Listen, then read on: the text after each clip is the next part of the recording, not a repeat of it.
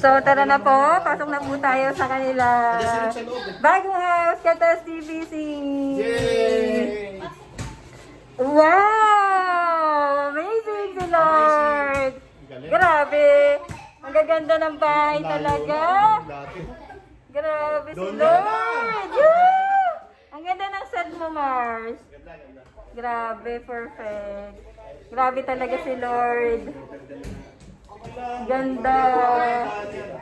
Wow! Sobrang ganda na, Mars. Ganda-ganda na po. Ayan po yung dati grabe ang laki ng pinagbago. Yung wala kayong kwarto, tapos pagpasok, ayan na, may tabing lang po na para makatulog sila. Walang privacy ngayon po. Siyempre, akit ako sa taas. Yan, ito po. Ang ganda. Wow! Siyempre, maraming salamin dapat. Wow! Ganda-ganda. Perfect. Ikaw po. Siyempre, kasama si R. Wow! Ganda. Cream. Ba't ba pinapailaw? Anak! Nawala. Ayan. Grabe, Mars. Katas TPC.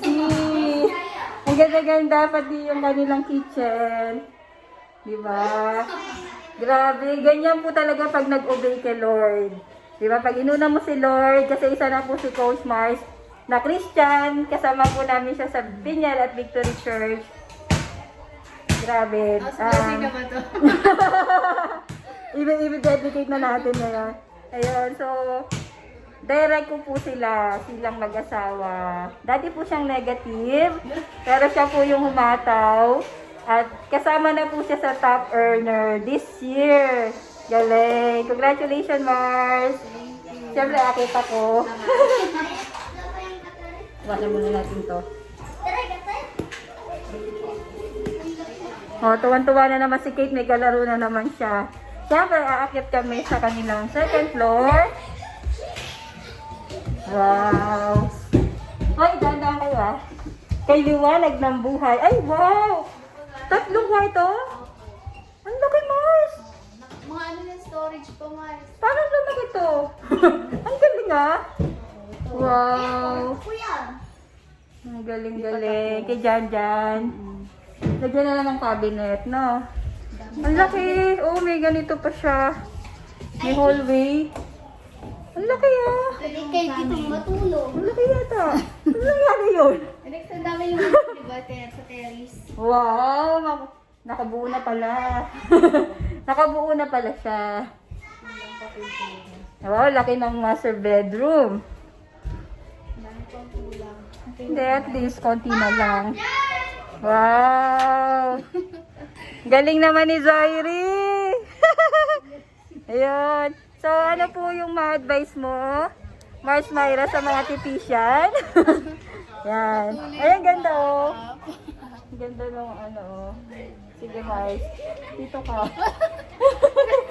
Fish ba to? Oo. Ayun, ano lang, patuloy ka lang mangarap at maniwala ka lang na kaya mo. Kasi ako dati parang imposible ko na matapos tong bahay, pero in God's grace, di ba? So malapit na siya. Kulang, gamit na lang po yung kulang. Tsaka sa mga TPC po, yung mga nag-uumpisa pa lang, ayan. Ano, yun, tuloy-tuloy lang kasi nasa dulo talaga yung reward eh. Wala naman sa umpisa, tsaka pray lang lagi kay Lord na sa kanya lang lahat kasi manggagaling, di ba? So, ayun. Yes. Ang galing-galing. So, praise God talaga. Kasi isa si Coach Mars Myra. Patunay kung gaano ka-faithful si Lord sa buhay po natin. Believe me po, kapag nag-obey ka kay Lord, everything will follow po. And hindi po talaga to sa kung magaling ka, hindi to talaga pagalingan. Hindi rin po to sa pasipagan. Kasama na po yon. Pero meron kasing time, kami po nila Mars Myra, dumating sa time na sobrang sipag, sobrang hataw, pagod na pagod, sobrang pressure. Pero wala kaming Lord, hindi pa kami nakakilala. medyo talaga nakakapagod, nakaka-stress, parang hindi mo alam kung may mangyayari. Pero nung nakakilala po kami kay Lord, napunta kami ng Peñal, napunta kami ng Victory Santa Maria, nagkaroon ng relasyon kay Lord. Ang dami pong naayos, relasyon sa pamilya, relasyon naming magkakaibigan, relasyon ng team, pati character po natin babaguhin ni Lord. Kapag sinundan natin siya, kapag si Lord po talaga inuna natin, wala pong imposible. Di ba? Yung grabe po talaga. Kung makita niyo po talaga to, first floor lang po talaga to, sino makakapagsabi na magiging second floor ang kanyang bahay, ganito kaganda. True TPC lang po yan. Siyempre sa hard work po ni Mars Myra and sa husband po niya. And siyempre sa grace ni Lord. Sa grace po yan ni Lord. Hindi po dahil sa reward po yan. Kasi lahat po nakikita ni Lord. Yung obedience natin. So isa po yan silang mag-asawa. Yung nag-o-obey po talaga sila when sa giving po talaga, tithing, yan, saka sa pag-share sa grupo, iyan po yung number one na sikreto. Kung gusto mo maging successful sa buhay, gumanda yung team mo, lumaki yung team mo, magbigay tayo, first fruit ng pinaghirapan natin, first fruit ng blessing na binigay sa atin ni Lord, ibalik natin yan sa Kanya, kay Lord, and sa team po natin, sa family po natin. Iyan si Mars Myra, napaka-generous po niya sa family niya. So, saksi po ako dyan na talagang hindi nila kinalimutan yung parents nila. Sabi nga, di ba, honor your parents and honor other people. Yan, lahat talaga i-honor mo. Siyempre, una talaga si Lord and grabe.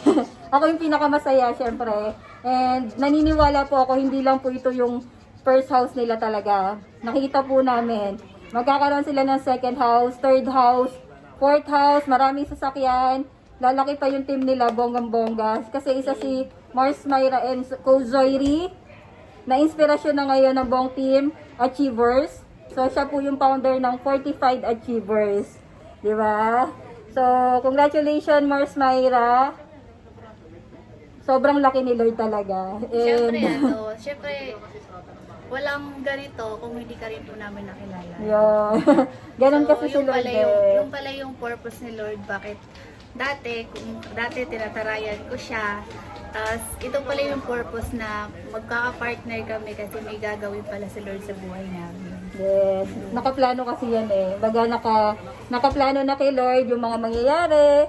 Iniisip pa lang natin, sinulat pa lang natin, nakaplano na po yan kung sino yung mga makakasama natin. Siyempre, pag nag-pray ka, ibibigay sa'yo yung mga tamang tao.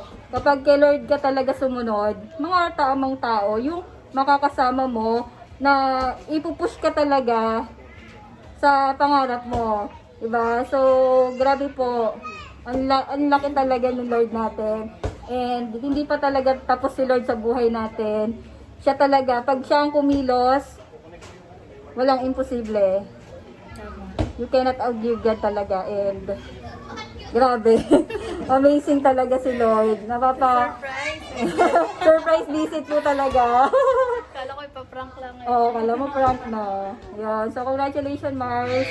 Finally, alam ko na kontento ka na sa ganito kasi ito lang naman yung pangarap mo. Parang ako rin naman noon, di ba? Nung nagkaroon ako ng bahay sa Dulalia, sabi ko, iyon na talaga yon.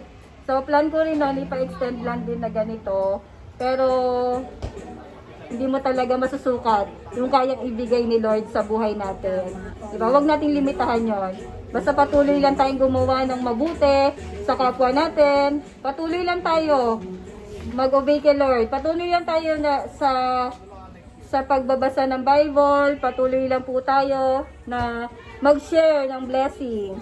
And patuloy lang tayo na i-guide yung mga team natin, mga members natin.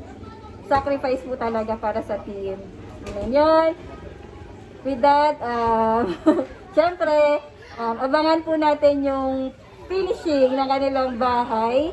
So, biglaan lang po ito. Hindi pa tapos, pero na-amaze na po ako talaga. Diba? Sobrang na-appreciate ko po. And sobrang deserve po nilang mag-asawa yan. Napakabuti po ng puso nito si Mars Myra.